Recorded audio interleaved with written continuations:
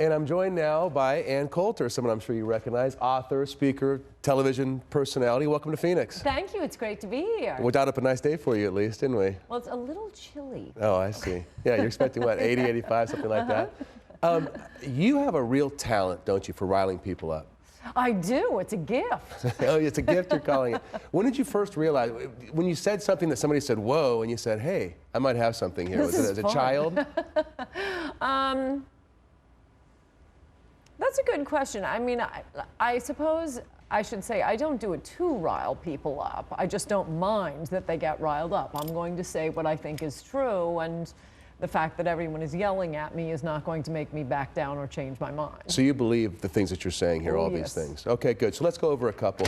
Your 11th book is Adios America. My 11th New York Times New York Times. Okay, I'm sorry. And you spell out some things. Like one thing you say is, we've seen quoted a lot, 11 million illegal immigrants in this country. Right. You say closer to 50 million. That's the first I've ever heard that number. Where do you get that? Yes, well, it's explained in only about 2 pages of my book, and I really recommend that people read the book. Donald Trump read it. It is setting his whole campaign, and now Ted Cruz is picking up on it. So if you want to understand what's happening, you got to read this book. Okay. It's short, it's sweet. It's shorter than it looks, 150 pages of footnotes. On the 30 to 50 million illegal immigrants, the 11 million figure we keep hearing, for one thing, I was suspicious because it's been 11 million for a decade now. What, right. Nobody's been coming? And if you look at it, all the groups are relying on the exact same surveys, which are census surveys, which depend upon illegal aliens answering questions. Right, and they don't necessarily answer those truthfully is what you're saying. So a few years ago, I'll try to make it not too boring, but like I say, if you want more details, it's in the book in just like 2 pages. Back in 2005, a couple of Bear Stearns analysts looked at this and said, you know, they're advising people about something important, their money, and said, this can't be right. These people, you know, have struggled, left their families behind, traveled in flatbed trucks to get to America. They're not going to answer it illegally. They're not going to answer a government survey. We're going to look at other things. We're going to look at remittances back to Mexico, money that immigrants here send to their families back in Mexico, and various other factors such as certain illegal alien hotspots, the increase in housing permits, and the increase in high school graduation rates or school attendance. So you're basing it on those data? Well, I'm basing it on their study, okay. And in 2005, they concluded there were 20 million. Okay, then add to that these 2 Pulitzer Prize-winning investigative reporters for Vanity Fair and Time Magazine, Bartlett and Steele. They have their own entry in Wikipedia. They're very impressive investigative journalists. They spent a year investigating this. In 2006, the very next year, they said, after spending a year at the border looking at this, that, and the other thing, they said 3 million illegal aliens are going to come here in 1 year. I underestimated that, assuming that some percentage of them go back. Assume instead of 3 million a year for the past decade, it was only 1 million a year. That puts us at 30 million. You got all that in 2 pages of your book? That's impressive. Yes, with more details. I'm sorry. I hope I'm not boring everyone, but people, you'll notice Donald Trump, God bless him, because he read my book, he never exceeds to the 11 million point. He always says, well, some people say it's more. I think they're right. Okay, so let's say that there are just 11, lower, and you're saying, I saw a tweet that you put out just early this morning, and you said, looked at some ways deporting 11 million illegals in quotes is a bargain. So you looked at some ways to deport all the people that are here. I'd love to hear that, because as a journalist, I'm thinking, how could that happen? How could you round up and deport that many people out of the U.S.? Well, first, the actual tweets I was sending out were tweets of which is what most of my book is, by the way. It's like Law and Orders and Forensic Files. It's all of these hideous stories of gang rapes, child rapes. I mean, different ethnic groups have different sorts of predilections for crimes, and I go through the various groups and the various types of crimes, and there have just been these really heinous. And you were quoted as saying that Mexicans were more likely to rape children. Is that correct? Did I quote you correctly? It's a big thing. You will find a lot of it, and you will find the media. The main point I'm making in my book is how the media hides it. This is why you'll always see these tweets, you know, like today. It was just from today. Montgomery man arrested for raping 6-year-old, and then, you know, you have to read down. Usually for a lot of the stories in my book, I had to wait for the court transcripts to find out they were immigrants at all. But or illegal in aliens. fairness, naturalized citizens commit heinous crimes as well. I mean, American citizens commit bad crimes. Yes, I'm sorry. Yeah, that. Not my bad. Not interested in them either. No, there are a few, but it would be like bringing in tribes of cannibals and saying, well, we have Jeffrey Dahmer. I mean, yeah, I think it's pretty clear this is much more common behavior. Look, with the Albanians, it's credit card fraud. Nigerians, credit card fraud. Russians, human smuggling. Look, people might say groups. That's a very racist. That's racist talk from you.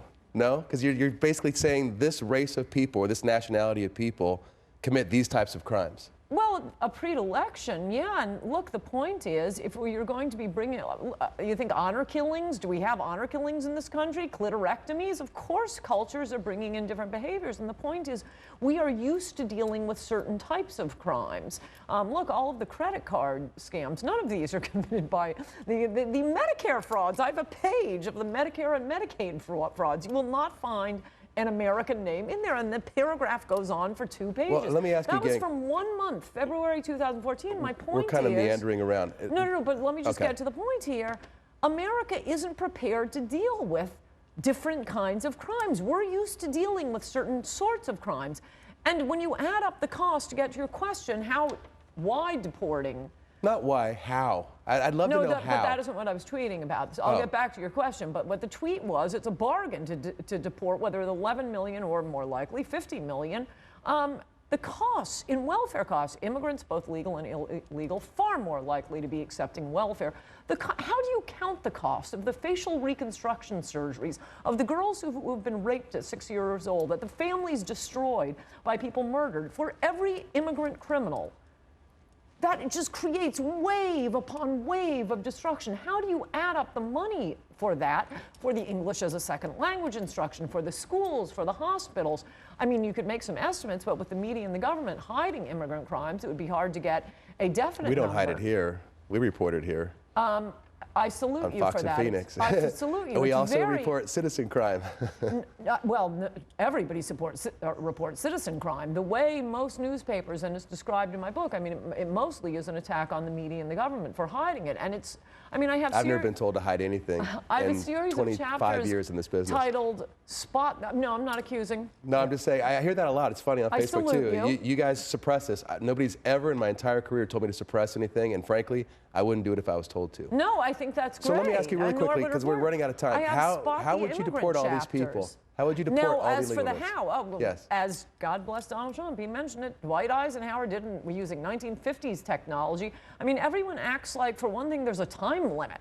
Well, no, you start your deportation force, you start deporting them, and they get the you message. knock on the door? I mean, how do you find them?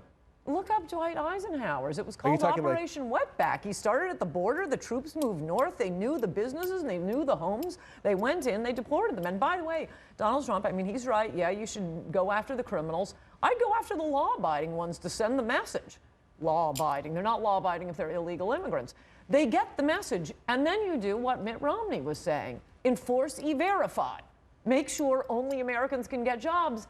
They get the message. They leave on their own. Are there any good illegal immigrants? Well, wrong question. Under Dwight Eisenhower, for every one he deported, and he deported in the 1950s more than 1 million immigrants, 10 more left on their own.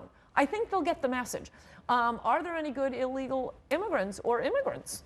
That's not the question. The question is it good or bad for the people already living here, including immigrants who apparently decided to live in America and not Honduras, not Bangladesh. They wanted to live in America. I want to live in America. Apparently, a lot of Americans want to live in America, or Trump wouldn't be doing so well. Well, they're not going to be living in America if we don't stop the mass immigration from very different cultures, from the poorest of the poor from around the world. Why would any country bring in people who instantly need our taxpayer assistance? We ought to be bringing in people better than us, not worse than us. I think most people would say that we do need to have some sort of a border policy where we can't have free access across our border. I think that's a very broad-based issue. But then it becomes, how do you deal with the people who are already here? Let me ask you about dreamers. Deport the Let me ask you ones. about a 2-year-old who's brought across. America's all they know. South Phoenix or Tempe is all they know. And so do we drop them off? Yes, their parents We do, can't back in cook. Honduras. We don't drop them off. We send them back with their parents. They didn't crawl across the border. They came with their parents. Their parents But if they're broke the 20 years law. old now, they're not with their parents anymore. Bernie Madoff's kids didn't do too well. If your parents break the law, you're going to suffer. It's awful, these kids whose parents are in prison. They have to grow up without fathers. That's terrible. Why don't you say, oh, you're separating families. You broke the law. You got to go home. We're not separating families. Take the kids with you. The kids weren't crawling across. They should have thought of that before coming. Ann Coulter, you're going to be at the Future of Freedom Tour at the Scottsdale Center for Performing Arts at 7:30 tonight. So everybody can come and listen to you there. Yes, hurry. And you're good at riling people up because you actually riled me up a little bit today. I don't think so. Nice I'm meeting praising you. You report everything. Great. Thank you, Ann. Thank you.